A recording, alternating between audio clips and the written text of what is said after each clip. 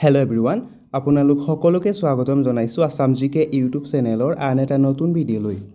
আজিৰ এই ভিডিঅ'টোত আমি আছাম DLED ইণ্ট্ৰেন্স এক্সামৰ বাবে প্ৰয়োজনীয় হোৱাকৈ আহোম সাম্ৰাজ্যৰ বিষয়ে কেইটামান অতি গুৰুত্বপূৰ্ণ কুৱেশ্যন আনচাৰ লৈ আহিছোঁ। গতিকে ভিডিঅ'টো স্কিপ নকৰি সম্পূৰ্ণলৈকে চাব আৰু আপোনালোকে কিমানটা কুৱেশ্যন শুদ্ধ কৰিব পাৰিছে কমেণ্ট বক্সত জনাব। তেনেহ'লে বলকচোন আজিৰ এই ভিডিঅ'টো আৰম্ভ কৰোঁ। আজিৰ আমাৰ ফাৰ্ষ্ট কুৱেশ্যনটো সুধিছে, আহোমসকলে অসমত মুঠ কিমান বছৰ ৰাজত্ব কৰিছিল? আহোমসকলে অসমত মুঠ কিমান বছৰ ৰাজত্ব কৰিছিল সুধিছে। ইয়াৰ ৰাইট এনচাৰটো হৈছে অপশ্যন বি, প্ৰায় 600 বছৰ। আহোমসকলে অসমত মুঠ 600 বছৰ ৰাজত্ব কৰিছিল। নেক্সট কুৱেশ্যন, আহোমসকলৰ 600 বছৰীয়া শাসনকালত মুঠ কিমানজন ৰজা আছিল? আহোমসকলৰ 600 বছৰীয়া শাসনকালত মুঠ কিমানজন ৰজা আছিল সুধিছে। এই প্ৰশ্নৰ ৰাইট এনচাৰটো হৈছে অপশ্যন এ, 39 জন। আহোমসকলৰ 600 বছৰীয়া শাসনকালত মুঠ 39 জন ৰজা আছিল। এতিয়া আহিছোঁ নেক্সট কুৱেশ্যনটোলৈ। নেক্সট কুৱেশ্যনটো সুধিছে, আহোমসকল ক'ৰ পৰা অসমলৈ আহিছিল? আহোমসকল ক'ৰ পৰা অসমলৈ আহিছিল সুধিছে। ইয়াত 4টা অপশ্যন দিয়া আছে। এই 4টা অপশ্যনৰ ভিতৰত ইয়াৰ ৰাইট এনচাৰটো হৈছে অপশ্যন চি, মুংমাও। আহোমসকল মুংমাওৰ পৰা অসমলৈ আহিছিল। নেক্সট কুৱেশ্যন, আহোমসকল কোন জনগোষ্ঠীৰ বংশধৰ আছিল? আহোমসকল কোন জনগোষ্ঠীৰ বংশধৰ আছিল সুধিছে। ইয়াৰ ৰাইট এনচাৰটো হৈছে অপশ্যন বি, টাই।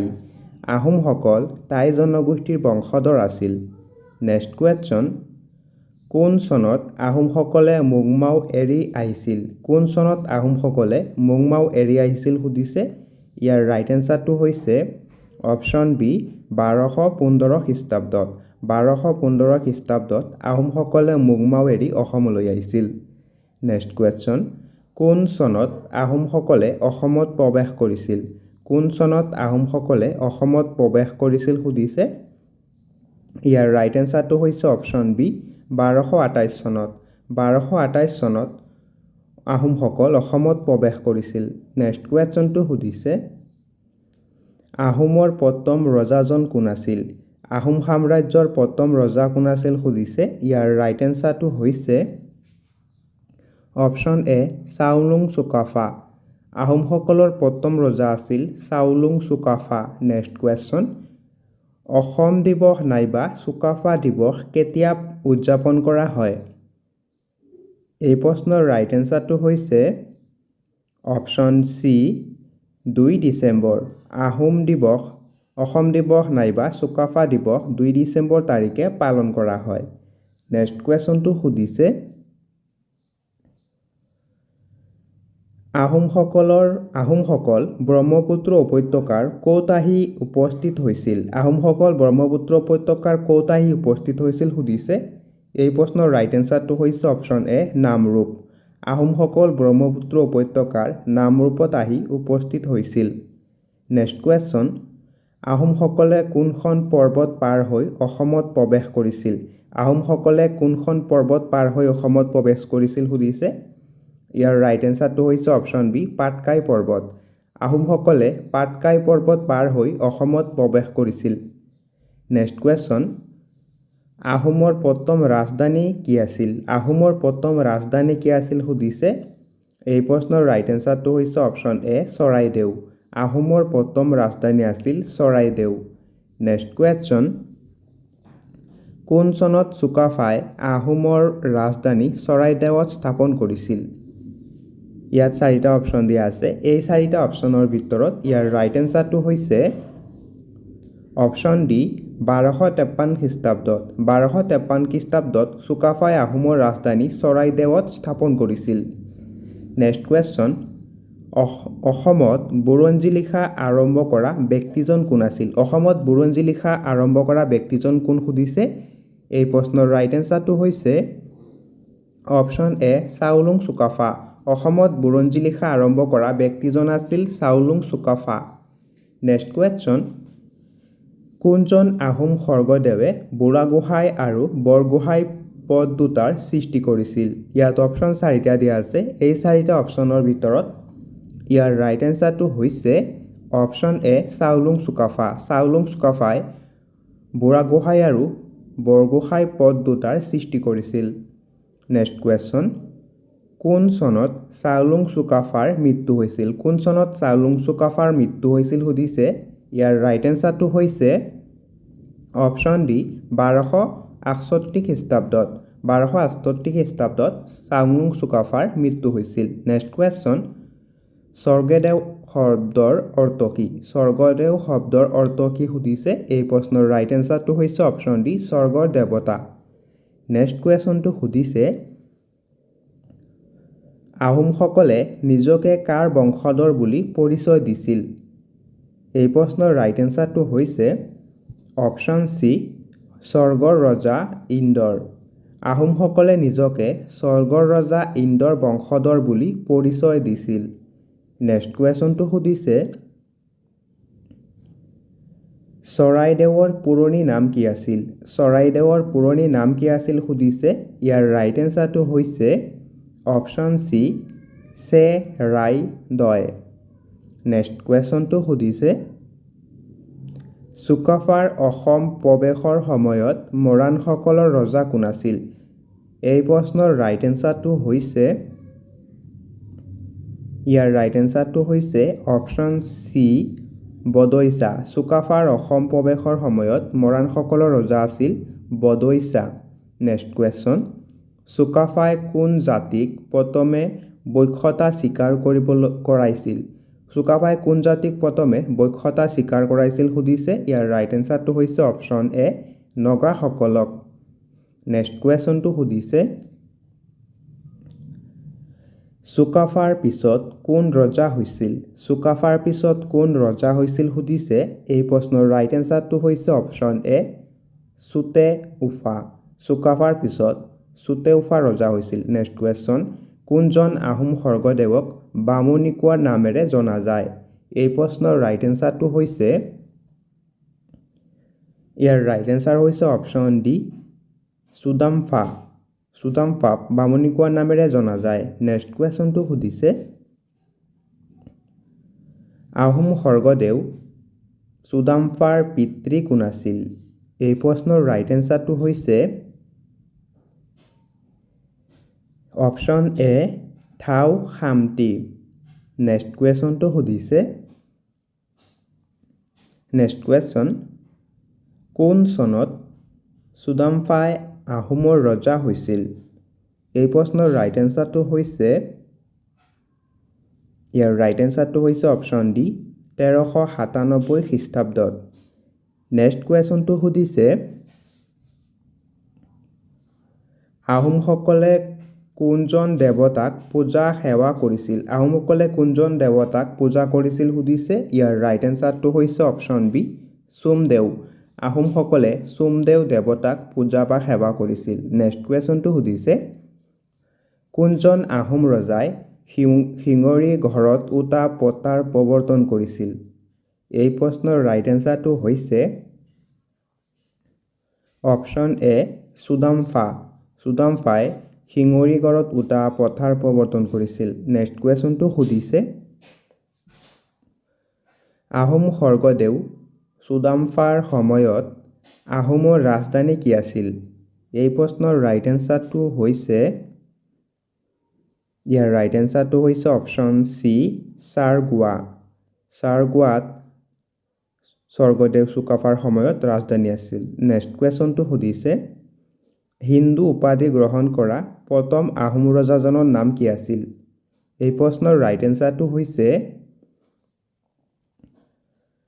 ইয়াৰ ৰাইট এনসাৰ হৈছে অপশ্যন বি চুহুংমুং হিন্দু উপাধি গ্ৰহণ কৰা প্ৰথম আহোম ৰজাজন হৈছে চুহুংমুং নেক্সট কুৱেশ্যন স্বৰ্গনাৰায়ণ কোনজন আহোম স্বৰ্গদেৱৰ হিন্দু নাম তলত দিয়া অপশ্যন 4টাৰ ভিতৰত ইয়াৰ ৰাইট এনসাৰটো হৈছে অপশ্যন বি চুহুংমুং স্বৰ্গনাৰায়ণ চুহুংমুঙৰ হিন্দু নাম নেক্সট কুৱেশ্যনটো সুধিছে কোনজন আহোম ৰজাক অসমৰ নেপোলিয়ন বুলি কোৱা হয় কোনজন আহোম ৰজাক অসমৰ নেপোলিয়ন বুলি কোৱা হয় সুধিছে ইয়াৰ ৰাইট এনসাৰটো হৈছে অপশ্যন বি স্বৰ্গনাৰায়ণক অসমৰ নেপোলিয়ন বুলি কোৱা হয়।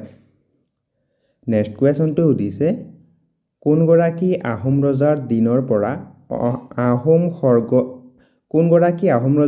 পৰা আহোম ৰজাসকলক স্বৰ্গদেউ বুলি কোৱা হৈছিল? ইয়াৰ ৰাইট এনচাৰটো হৈছে অপশ্যন বি চুহুংমুং। নেক্সট কুৱেশ্যনটো সুধিছে কোনজন ৰজাৰ ৰাজত্বকালত আহোমসকলে চক জোক ব্যৱহাৰ কৰিছিল? ইয়াৰ ৰাইট এনচাৰটো হৈছে অপশ্যন বি চুহুংমুং। এতিয়া আহিছোঁ নেক্সট কুৱেশ্যনটোলৈ। নেক্সট কুৱেশ্যনটো সুধিছে কোনজন আহোম ৰজাক দিহিঙীয়া ৰজা বুলি কোৱা হয়? কোনজন আহোম ৰজাক দিহিঙীয়া ৰজা বুলি কোৱা হয় সুধিছে। ইয়াৰ ৰাইট এনচাৰটো হৈছে অপশ্যন বি চুহুংমুং। চুহুংমুং ৰজাক দিহিঙীয়া ৰজা বুলি কোৱা হয়। নেক্সট কুৱেশ্যনটো সুধিছে কোনজন আহোম ৰজাই অসমত প্ৰথমে সংগঠিত জনসংখ্যা পৰিচালনা কৰিছিল? তলত দিয়া অপশ্যন 4টাৰ ভিতৰত ইয়াৰ ৰাইট এনচাৰটো হৈছে অপশ্যন ডি দিহিঙীয়া ৰজা। দিহিঙীয়া ৰজাই প্ৰথমে সংগঠিত জনসংখ্যা পৰিচালনা কৰিছিল। নেক্সট কুৱেশ্যনটো সুধিছে কোনজন আহোম ৰজাই প্ৰথমবাৰৰ বাবে অসমীয়া ভাষাত বুৰঞ্জী লিখা আৰম্ভ কৰিছিল? তলত দিয়া অপশ্যন 4টাৰ ভিতৰত ইয়াৰ ৰাইট এনচাৰটো হৈছে অপশ্যন বি স্বৰ্গনাৰায়ণ। স্বৰ্গনাৰায়ণে প্ৰথমে অসমীয়া ভাষাত বুৰঞ্জী লিখা আৰম্ভ কৰিছিল। নেক্সট কুৱেশ্যনটো সুধিছে কোন চনত আহোমসকলে প্ৰথমবাৰ চুতীয়া ৰাজ্য আক্ৰমণ কৰে? তলত দিয়া অপশ্যন 4টাৰ ভিতৰত ইয়াৰ ৰাইট এনচাৰটো হৈছে অপশ্যন ডি 1523 খ্ৰীষ্টাব্দত। নেক্সট কুৱেশ্যনটো সুধিছে আহোমসকলে প্ৰথমবাৰ চুতীয়া ৰাজ্য আক্ৰমণৰ সময়ত চুতীয়া ৰাজ্যৰ ৰজা কোন আছিল? তলত দিয়া অপশ্যন 4টাৰ ভিতৰত ইয়াৰ ৰাইট এনচাৰটো হৈছে অপশ্যন এ নীতিপাল। এতিয়া আহিছোঁ নেক্সট কুৱেশ্যনটোলৈ। নেক্সট কুৱেশ্যনটো সুধিছে সতী সাধনী কোন আছিল? সতী সাধনী কোন আছিল সুধিছে। ইয়াৰ ৰাইট এনচাৰটো হৈছে অপশ্যন এ নীতিপালৰ পত্নী। সতী সাধনী আছিল নীতিপালৰ পত্নী। নেক্সট কুৱেশ্যন সতী সাধনী দিৱস কোন তাৰিখে পালন কৰা হয়? সতী সাধনী দিৱস কোন তাৰিখে পালন কৰা হয় সুধিছে। ইয়াৰ ৰাইট এনচাৰটো হৈছে অপশ্যন চি 21 এপ্ৰিল। সতী সাধনী দিৱস 21 এপ্ৰিল তাৰিখে পালন কৰা হয়। নেক্সট কুৱেশ্যনটো সুধিছে কোনজন আহোম ৰজাৰ দিনত শদিয়া খোৱা গোসাঁই পদৰ সৃষ্টি হৈছিল? তলত দিয়া অপশ্যন 4টাৰ ভিতৰত ইয়াৰ ৰাইট এনচাৰটো হৈছে অপশ্যন বি চুহুংমুং। চুহুংমুঙৰ শাসনকালত শদিয়া খোৱা গোসাঁই পদৰ সৃষ্টি হৈছিল। নেক্সট কুৱেশ্যন আহোমৰ প্ৰথমজন শদিয়া খোৱা গোসাঁই কোন আছিল? তলত দিয়া অপশ্যন 4টাৰ ভিতৰত ইয়াৰ ৰাইট এনচাৰটো হৈছে অপশ্যন চি ফ্ৰা-চেং-মুং। নেক্সট কুৱেশ্যনটো সুধিছে কছাৰী ৰাজ্য চোৱাচিতাৰ বাবে আহোমে প্ৰৱৰ্তন কৰা পদটোৰ নাম কি? তলত দিয়া অপশ্যন 4টাৰ ভিতৰত ইয়াৰ ৰাইট এনচাৰটো হৈছে অপশ্যন এ মৰংগী খোৱা গোসাঁই। নেক্সট কুৱেশ্যনটো সুধিছে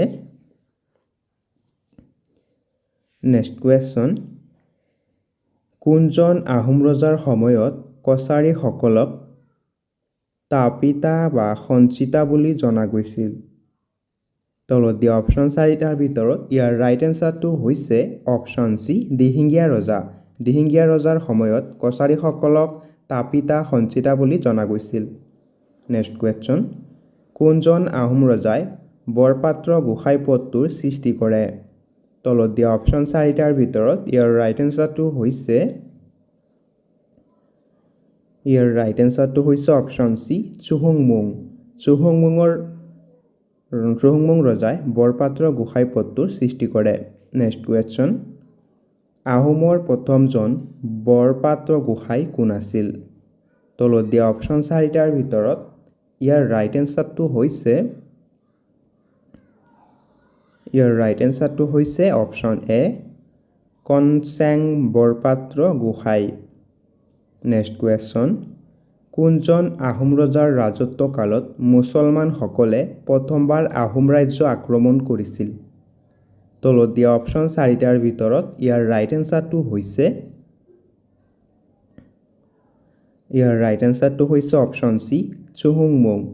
চুহুংমুং ৰজাৰ ৰাজত্বকালত মুছলমানসকলে প্ৰথমবাৰ আহোম ৰাজ্য আক্ৰমণ কৰে। নেক্সট কুৱেশ্যন, কোন চনত মুছলমানসকলে প্ৰথমবাৰ আহোম ৰাজ্য আক্ৰমণ কৰিছিল? তলত দিয়া অপশ্যন 4টাৰ ভিতৰত ইয়াৰ ৰাইট এনসাৰটো হৈছে অপশ্যন বি 1532 খ্ৰীষ্টাব্দত। 1532 খ্ৰীষ্টাব্দত মুছলমানসকলে প্ৰথমবাৰ আহোম ৰাজ্য আক্ৰমণ কৰে। নেক্সট কুৱেশ্যন, মূলা গাভৰুৱে কাৰ হাতত মৃত্যুবৰণ কৰিছিল? তলত দিয়া অপশ্যন 4টাৰ ভিতৰত ইয়াৰ ৰাইট এনসাৰটো হৈছে অপশ্যন বি তুৰ্বক খান। মূলা গাভৰুৱে তুৰ্বক খানৰ হাতত মৃত্যুবৰণ কৰিছিল। নেক্সট কুৱেশ্যন, মূলা গাভৰুৰ স্বামীৰ নাম কি আছিল? মূলা গাভৰুৰ স্বামীৰ নাম কি আছিল সুধিছে। ইয়াৰ ৰাইট এনসাৰটো হৈছে অপশ্যন বি ফ্ৰাছেংমুং বৰগোহাঁই। নেক্সট কুৱেশ্যনটো সুধিছে, কোনজন আহোম ৰজাক গড়গয়া ৰজা বুলি কোৱা হয়? কোনজন আহোম ৰজাক গড়গয়া ৰজা বুলি কোৱা হয় সুধিছে। ইয়াৰ ৰাইট এনসাৰটো হৈছে অপশ্যন ডি চুকলেংমুং। চুকলেংমুং ৰজাক গড়গয়া বুলি কোৱা হয়। নেক্সট কুৱেশ্যন, কোনজন আহোম ৰজাই আহোমৰ ৰাজধানী গড়গাঁৱলৈ স্থানান্তৰ কৰিছিল?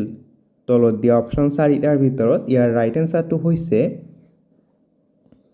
অপশ্যন ডি গড়গয়া ৰজা। গড়গয়া ৰজাই আহোমৰ ৰাজধানী গড়গাঁৱলৈ স্থানান্তৰ কৰিছিল। নেক্সট কুৱেশ্যনটো সুধিছে, কোনজন আহোম ৰজাই নগা আলি আৰু গড়গাঁও পুখুৰী নিৰ্মাণ কৰিছিল? তলত দিয়া অপশ্যন 4টাৰ ভিতৰত ইয়াৰ ৰাইট এনসাৰটো হৈছে অপশ্যন ডি গড়গয়া ৰজা। নেক্সট কুৱেশ্যনটো সুধিছে, কোনজন আহোম ৰজাক খুৰা ৰজা বুলি কোৱা হয়? তলত দিয়া অপশ্যন 4টাৰ ভিতৰত ইয়াৰ ৰাইট এনসাৰটো হৈছে অপশ্যন ডি চুকামফা। চুকামফা ৰজাক খুৰা ৰজা বুলি কোৱা হয়। নেক্সট কুৱেশ্যন, মাজুলীৰ সন্ধি কাৰ কাৰ মাজত স্বাক্ষৰিত হৈছিল? তলত দিয়া অপশ্যন 4টাৰ ভিতৰত ইয়াৰ ৰাইট এনসাৰটো হৈছে অপশ্যন ডি চুকামফা আৰু নৰনাৰায়ণ। মাজুলী সন্ধি চুকামফা আৰু নৰনাৰায়ণৰ মাজত স্বাক্ষৰিত হৈছিল। নেক্সট কুৱেশ্যন, কোন চনত মাজুলী সন্ধি স্বাক্ষৰিত হৈছিল? তলত দিয়া অপশ্যন 4টাৰ ভিতৰত ইয়াৰ ৰাইট এনসাৰটো হৈছে অপশ্যন চি 1563 খ্ৰীষ্টাব্দত। 1563 খ্ৰীষ্টাব্দত মাজুলী সন্ধি স্বাক্ষৰিত হৈছিল। নেক্সট কুৱেশ্যন, আহোম ৰজা চুচেংফাৰ হিন্দু নাম কি আছিল? তলত দিয়া অপশ্যন 4টাৰ ভিতৰত ইয়াৰ ৰাইট এনসাৰটো হৈছে অপশ্যন এ প্ৰতাপ সিংহ। আহোম ৰজা চুচেংফাৰ হিন্দু নাম আছিল প্ৰতাপ সিং। নেক্সট কুৱেশ্যনটো সুধিছে, কোনজন আহোম ৰজাক ভোৰা ৰজা বুলি কোৱা হয়?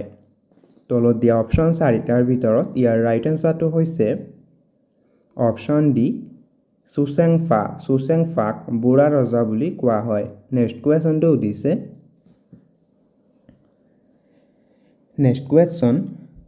কোনজন আহোম ৰজাক বুদ্ধি স্বৰ্গনাৰায়ণ বুলি কোৱা হয়? কোনজন আহোম ৰজাক বুদ্ধি স্বৰ্গনাৰায়ণ বুলি কোৱা হয় সুধিছে। ইয়াৰ ৰাইট এনসাৰটো হৈছে অপশ্যন এ প্ৰতাপ সিংহ। প্ৰতাপ সিংহক বুদ্ধি স্বৰ্গনাৰায়ণ বুলি কোৱা হয়। নেক্সট কুৱেশ্যন, কোনজন আহোম ৰজাই বৰফুকন আৰু বৰবৰুৱা পদৰ সৃষ্টি কৰিছিল? ইয়াৰ ৰাইট এনসাৰটো হৈছে অপশ্যন ডি চুচেংফা। চুচেংফা ৰজাই বৰফুকন আৰু বৰবৰুৱা পদৰ সৃষ্টি কৰিছিল। নেক্সট কুৱেশ্যনটো সুধিছে, আহোমৰ প্ৰথমজন বৰফুকন কোন আছিল? আহোমৰ প্ৰথমজন বৰফুকন কোন আছিল সুধিছে। ইয়াৰ ৰাইট এনচাৰটো হৈছে অপশ্যন বি, লাংগি পানিছিয়া বৰফুকন।